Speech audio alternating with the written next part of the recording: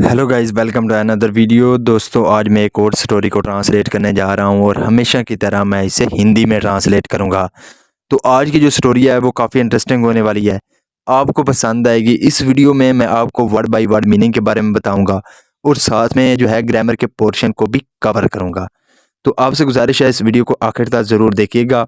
Video शुरू करते हैं। वीडियो का जो टाइटल है वो है mister long arms. Long arms का मतलब होता है लंबी बाहें वाला। तो मिस्टर लॉन्ग आर्म्स यानी कि लंबी बाहों वाला, ये था हमारा टाइटल। इसको मजीद पढ़ते हैं। In a certain village there lived a man named Hariram. In a certain village यानी कि किसी गांव में, देयर लिव्ड अ मैन एक आदमी रहता था, नेम्ड हरिराम हरि नाम का, यानी कि किसी गांव में हरि नाम का एक आदमी रहता था। He had half a dozen good healthy milch cows. He had उसके पास थी half a dozen यानी कि आधा दर्जन good healthy milch cows. Milch का मतलब होता है दूध देने वाला जानवर। तो दूध देने वाली गायें थी। तो इसका क्या मतलब हुआ? He had half a dozen good healthy milch cows। उसके पास आधा दर्जन दूध देने वाली सेहतमंद गायें थी। Hariram had strange habit of praying. तो हरिराम की क्या थी? हैड हैबिट, उसकी स्ट्रेंज। स्ट्रेंज का मतलब होता है अजीब, हैबिट कहते हैं आदत को। तो उसकी अजीब आदत थी ऑफ प्रेइंग, प्रार्थना करने की, यानी कि बोलने की। तो हरिराम की अजीब अजीब आदत थी बोलने की। Protect me mister long arms. Protect, protect का मतलब होता है हिफाजत करना। तो मेरी हिफाजत करें मिस्टर लॉन्ग आर्म्स यानी कि लंबी बाहों वाले। वन डे एक दिन, a cow rustler came there to steal a fat milch cow. One day एक दिन, अ काउ रसलर। रसलर का मतलब होता है यानी कि वो आदमी जो मवेशियों को चुराता है, यानी कि मवेशी चोर।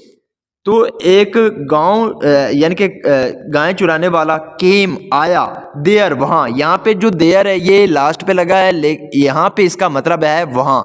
अगर ये शुरू में आता तो इसका कोई मतलब नहीं होता। ये याद रखिएगा कि लास्ट पे अगर देयर आए तो इसका मतलब होता है वहाँ, लेकिन जब ये शुरू में लगता है तो इसका कोई मतलब नहीं होता। तो एक गाय चुराने वाला वहां आया, टू स्टील चुराने के लिए, अ फैट मिल्च काउ। तो एक मोटी दूध देने वाली जो गाय थी उसको चुराने के लिए आया। इंसिडेंटली, इंसिडेंटली का मतलब होता है इत्तफाकन। तो इत्तफाकन, a lion also stored there near by to hunt for a cow. तो अ लायन एक शेर, आल्सो स्टोर्ड देयर वो भी वहां खड़ा था, नियर बाई पास में, टू हंट। हंट का मतलब होता है शिकार करना। तो शिकार करने के लिए शेर भी वहां खड़ा था, फॉर अ काउ गाय का। It had rained heavy that night and it was pitch dark. It had rain heavy यानी कि बहुत ही भारी बारिश हुई थी, डेड नाइट उस रात, and it was pitch dark और बहुत अंधेरा था। When the lion heard the prayer of Hariram it wondered as who mister long Ram could be. When जब, द लायन हर्ड जब शेर ने सुना, हेयर की सेकंड फॉर्म है हर्ड। जब शेर ने सुना द प्रेयर ऑफ हरिराम, तो हरिराम की प्रार्थना सुनी। इट वंडर वो हैरान हुआ, as to who mister long Ram could be के मिस्टर लॉन्ग राम कौन हो सकता है। मेन वाइल उसी दौरान, the thief was groping around to find the fat cow. उसी दौरान जो थीफ था, चोर था, वॉज ग्रोपिंग वो ग्रोपिंग कर रहा था। ग्रोपिंग का मतलब होता है ढूंढना।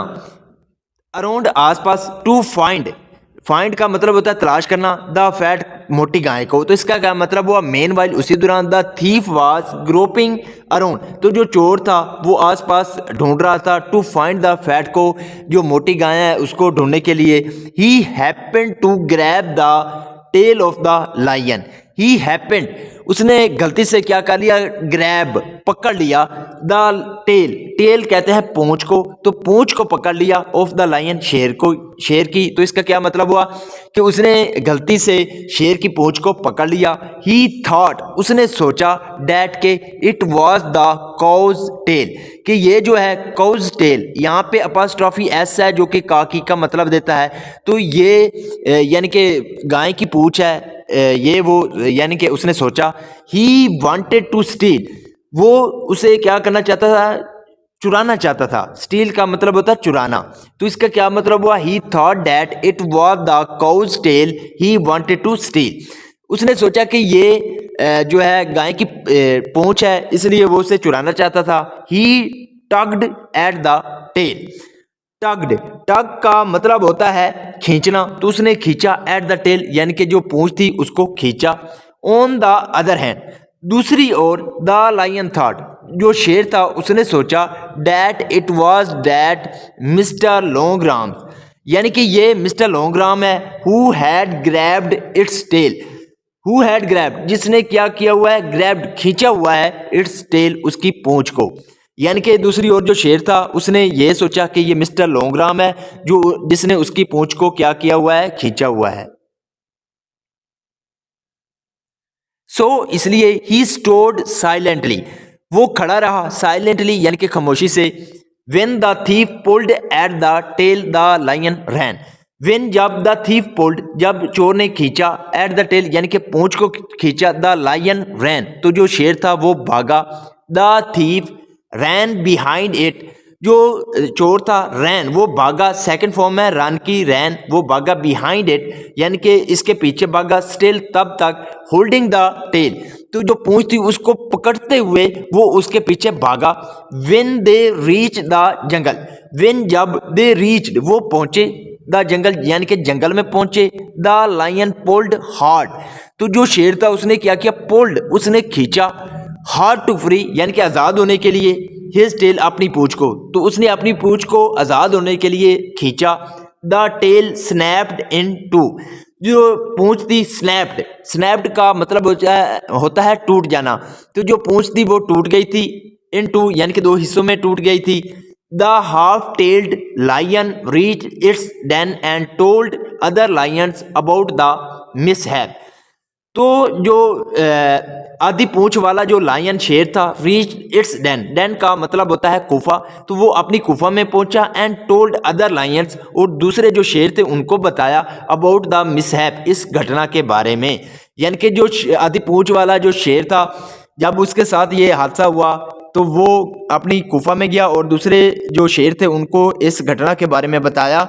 All the lions set out to search for the thief, all the lion, जो सभी शेर थे, सेट आउट, वो निकल गए, टू सर्च फॉर, तलाश में, द थीफ, चोर की। तो सभी जो लायन यानी कि शेर थे वो चोर की तलाश में निकल गए। मेन वाइल, उसी दौरान, the thief had climbed a tree with the lion tail in his hand, the thief had climb, तो जो चोर था वो चढ़ गया था, अ ट्री, एक दरख्त पर, विद द लायन टेल, तो जो शेर की पूंछ थी उसके साथ, इन हिज हैंड, अपने हाथ में लिए हुए। तो इसका क्या मतलब हुआ, मेन वाइल, उसी दौरान, the thief had climbed a tree with the lion tail in his hand, कि उसी दौरान जो चोर था वो शेर की पूंछ को अपने हाथ में लिए दरख्त पर चढ़ गया। The lions came to that tree in the course of their search, the lions came to that tree, तो जो सभी जो शेर थे, केम, वो आए, कम की सेकंड फॉर्म है केम, वो आए, टू दैट ट्री, उस दरख्त के पास।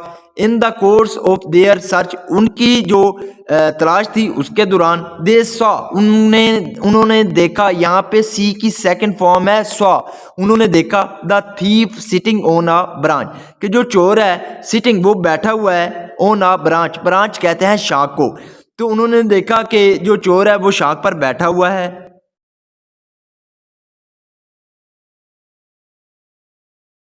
Now the lions try to make a pyramid by standing one over an other, तो यहाँ टू रीड द थीफ, यहाँ तक देखते हैं। नाउ, अब द लायन, जो शेर थे, ट्राइड, उन्होंने कोशिश की, टू मेक अ पायरामिड, तो पायरामिड बनाने की, पायरामिड का मतलब होता है यानी कि इस तरह, ये इस तरह उन्होंने क्या किया, एक एक के ऊपर एक जो शेर है वो खड़ा होता गया। तो उन्होंने पिरामिड बनाने की कोशिश की बाय स्टैंडिंग, खड़े होने की, ऑन ओवर एन अदर, यानी कि एक दूसरे पर खड़े होने की उन्होंने कोशिश की। टू रीच, पहुंचने के लिए, द थीफ, चोर तक, यानी कि चोर तक पहुंचने के लिए उन्होंने पिरामिड बनाई और एक दूसरे पर क्या हो गए, खड़े हो गए।